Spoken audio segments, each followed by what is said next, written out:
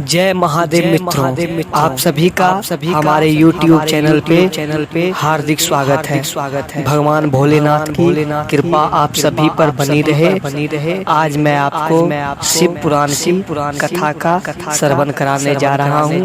अभी सावन मास चल रहा है।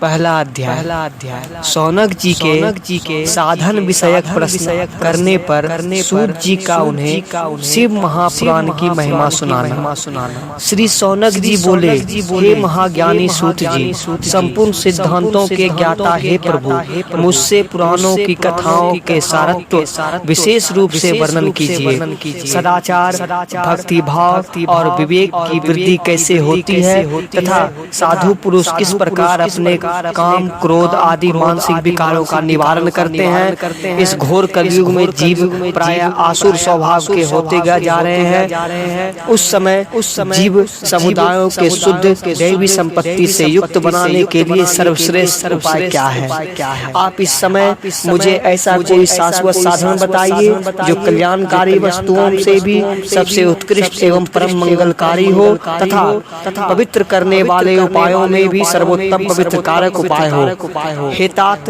वह साधन ऐसा हो जिसके अनुष्ठान से शीघ्र ही अंतःकरण की विशेष शुद्धि हो जाए तथा उससे निर्मल चित्त वाले पुरुष को सदा के लिए शिव की प्राप्ति हो जाए। सूत जी बोले, हे मुनिश्रेष्ठ, आप धन्य हैं। आपके हृदय में पुराण कथा सुनने के प्रति विशेष प्रेम एवं लालसा है, इसलिए मैं शुद्ध बुद्धि से विचार कर परम उत्तम शास्त्र का वर्णन करता हूँ।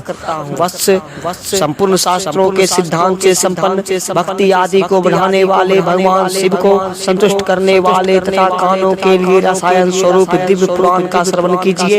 यह उत्तम शिव पुराण काल रूपी सर्व से प्राप्त होने वाले महान त्रास का विनाश करने वाला है। हे मुने, पूर्व काल में शिव जी ने इसे कहा था। गुरुदेव व्यास जी ने सनत कुमार मुनि का उपदेश पाकर कलयुग के प्राणियों के कल्याण के लिए बड़े आदर से संक्षेप में इस पुराण का प्रतिपादन किया है। हे मुने, विशेष रूप से कलयुग के प्राणियों के चित्त शुद्धि के लिए इस पुराण के अतिरिक्त कोई अन्य साधन नहीं है। हे मुने, जिस बुद्धिमान मनुष्य के पूर्व जन्म के बड़े बड़े पुण्य होते हैं, उसी महाभाग्यशाली व्यक्ति को इस महापुराण की से प्रीति होती है। यह विश्व शिव पुराण परम उत्तम शास्त्र है। इसे इस भूतल पर भगवान शिव का बाडम्य स्वरूप समझना चाहिए और इस प्रकार इसका सेवन करना चाहिए। इसके पठन और श्रवण से शिव भक्ति पाकर श्रेष्ठतम स्थिति में पहुंचा हुआ मनुष्य शीघ्र ही शिव पद को प्राप्त कर लेता है। इसलिए संपूर्ण यत्न करके मनुष्यों इस पुराण के अध्ययन को अविष्ट साधन माना है और इसका प्रेम पूर्वक श्रवण भी संपूर्ण वांछित फलों को देने वाला है। भगवान शिव के इस पुराण को सुनने से मनुष्य सब पापों से मुक्त हो जाता है तथा बड़े बड़े उत्कृष्ट भोगों का भोग करके अंत में शिवलोक को प्राप्त कर लेता है। राजसूय यज्ञ और सैकड़ों अग्निमय यज्ञों जो प्राप्त होता है वह भगवान शिव के कथा को सुनने मात्र से प्राप्त हो जाता है। मुने, जो लोग इस श्रेष्ठ शास्त्र शिव पुराण का श्रवण करते हैं उन्हें मनुष्य नहीं समझना चाहिए, वे रुद्र स्वरूप ही हैं, इसमें कोई संदेह नहीं है। इस पुराण का श्रवण और कीर्तन करने वालों के चरण कमल की धूलि को मुनिगण तीर्थ को ही समझते हैं। जो प्राणी परम पद को प्राप्त करना चाहते हैं उन्हें सदा भक्ति पूर्वक इस निर्मल शिव पुराण का श्रवण करना चाहिए। हे मुनिश्रेष्ठ, यदि आप मनुष्य सदा इसे सुनने में समर्थ ना हो तो उसे प्रतिदिन स्थिर चित्त एक मुहूर्त भी इसको सुनना चाहिए। हे मुने, यदि मनुष्य प्रतिदिन सुनने की के लिए आसक्त हो तो उसे इसी पवित्र महीने में इस शिव पुराण का श्रवण करना चाहिए। जो लोग एक मुहूर्त उसका भी आधा अथवा क्षण मात्र भी इस पुराण का श्रवण करते हैं उनकी दुर्गति नहीं होती है। हे मुनीश्वर, जो पुरुष इस शिव पुराण का कथा को सुनता है वह सुनने वाला पुरुष कर्म रूपी महावन को जाल जलाकर संसार पार हो जाता है। हे मुने सभी दानों और सभी यज्ञों जो पुण्य मिलता है वह फल भगवान शिव के इस पुराण को सुनने से निश्चल हो जाता है। हे मुने विशेषकर इस कली काल में तो शिव पुराण श्रवण के अतिरिक्त मनुष्यों के लिए मुक्तिदायक कोई अन्य श्रेष्ठ साधन नहीं है। शिव पुराण का श्रवण करने और भगवान शंकर के नाम का संकीर्तन दोनों ही मनुष्यों के कल्प वृक्ष के समान सम्यक फल देने वाले हैं, इसमें कोई संदेह नहीं है। कलयुग धर्माचरण शून्य चित्त वाले दुर्बुद्धि मनुष्यों के उद्धार के लिए भगवान शिव ने अमृत स्वरूप शिव पुराण की उद्भावना की है। अमृत पान करने से जो केवल अमृत पान करने वाला ही मनुष्य अजर अमर होता है, किंतु भगवान शिव का यह कथा अमृत संपूर्ण लोक की अजर अमर कर देता है। इस महापुराण परम पवित्र कथा का विशेष रूप से सदा ही सेवन करना चाहिए। इस शिव पुराण की कथा का श्रवण क्या फल कहूँ, इसमें श्रवण मात्र से भगवान सदाशिव उस प्राणी के हृदय में विराजमान हो जाते हैं। यह शिव पुराण नामक ग्रंथ 24,000 श्लोकों से युक्त है। इसमें 7 संहिताएं मनुष्य को चाहिए कि वह भक्ति, ज्ञान और वैराग्य से भली भांति संपन्न हो, बड़े आदर से इसका श्रवण करे।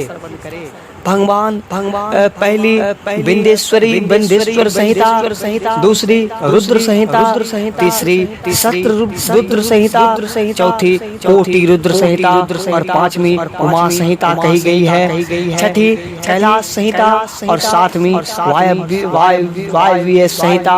इस प्रकार इनमें 7 संहिताएं हैं। 7 संहिताओं से युक्त यह दिव्य शिव महापुराण परम ब्रह्म परमात्मा के समान विराजमान है और सबसे उत्कृष्ट गति प्रदान करने वाला है। जो मनुष्य 7 संहिता वाले इस शिव पुराण को आदर पूर्वक पूरा पढ़ता है वह जीव मुक्त कहा जाता है। हे मुने, जब तक इस उत्तम शिव पुराण को सुनने का सुअवसर नहीं प्राप्त होता तब तक अज्ञान वश प्राणी का इस संसार चक्र में भटकता रहता है। भ्रमित कर देने वाले अनेक शास्त्रों को पुराण में श्रवण करना क्या लाभ है, जबकि एक शिव पुराण ही मुक्ति प्रदान करने के लिए गर्जन कर रहा है।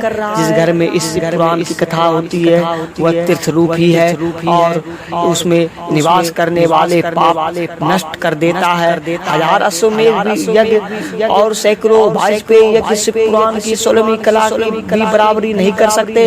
हे मुनिश्रेष्ठ, कोई अधम प्राणी जब तक भक्ति पूर्वक शिव पुराण का श्रवण नहीं करता तभी तक उसे पाप कहा जा सकता है। गंगा आदि पवित्र नदियाँ, मुक्तिदायिनी सप्तपुरियां तथा गया आदि तीर्थ इस शिव पुराण की समता कभी नहीं कर सकते।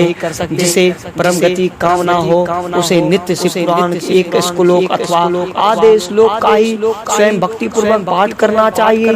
जो निरंतर अर्थानुसंधान पूर्वक इस शिव पुराण को बाँचता है अथवा नित्य प्रेम पूर्वक इसका पठ मात्र करता है वह पुण्यात्मा है, इसमें कोई संशय नहीं है। जो उत्तम बुद्धि वाला पुरुष अंत काल में भक्ति पूर्वक इस पुराण को सुनाता है उस पर अत्यंत प्रसन्न हुए भगवान महेश्वर उसे अपना पद धाम प्रदान करते हैं। जो प्रतिदिन आदर पूर्वक इस शिव पुराण का पूजन करता है वह इस संसार में संपूर्ण भोगों को भोग कर अंत में भगवान शिव के पद को प्राप्त कर लेता है। जो प्रतिदिन आलस्य रहित हो रेशमी वस्त्र आदि के वेश से इस शिव पुराण का सत्कार करता है वह सदा सुखी होता है। यह शिव पुराण निर्मल तथा सेवों का सर्वस्व है। यह लोक और परलोक में सुख चाहने वालों को आदर्श के साथ प्रयत्न पूर्वक इसका सेवन करना चाहिए। यह निर्मल एवं उत्तम शिव पुराण धर्म, अर्थ, काम और मोक्ष रूप चारों पुरुषार्थों को देने वाला है। अतः सदा प्रेम पूर्वक इसका श्रवण एवं विशेष रूप से पाठ करना चाहिए। वेद, इतिहास तथा अन्य शास्त्रों यह शिव पुराण विशेष कल्याणकारी है ऐसा जनों का समझना चाहिए। यह शिव पुराण आत्मज्ञों के लिए सदा सेवीय है, सत्पुरुषों के लिए पूजनीय है, तीनों प्रकार के तपों को समन करने वाला है, सुख प्रदान करने वाला तथा ब्रह्म विष्णु महेश आदि देवताओं के प्राणों के समान प्रिय है। ऐसे शिव पुराण को मैं प्रसन्न चित्त सदा वंदन करता हूँ। भगवान शंकर मुझ पर प्रसन्न हो और अपने चरण कमलों की भक्ति मुझे प्रदान करें। इस प्रकार स्कंद पुराण महापुराण के अंतर्गत शिव पुराण महात्म में उसकी महिमा वर्णन नामक पहला अध्याय पूर्ण हुआ।